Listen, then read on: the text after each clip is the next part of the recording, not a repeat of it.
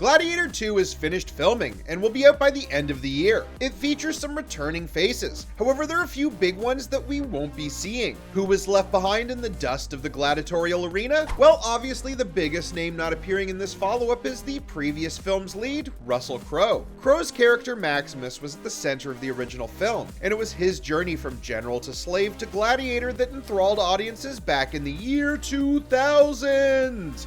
However, and spoiler alert for a 24-year-old film, Maximus doesn't make it out of the movie alive. He dies and enters the wheat-filled afterlife with his wife and son, who, by the way, will also not be appearing in the new film for the same reasons. They dead.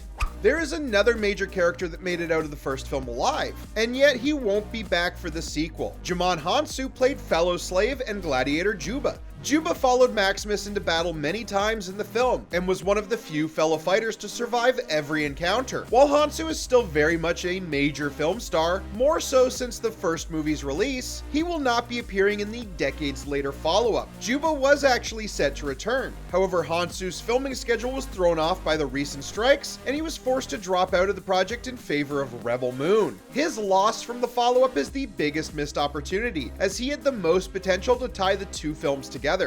There are also a few side characters from the first film we could have expected to see, however they will not be included in the new movie. There is Maximus's former subordinate and eventual Imperial Guard Quintus. Scheming Senator Falco and bombastic orator Cassius will also be absent.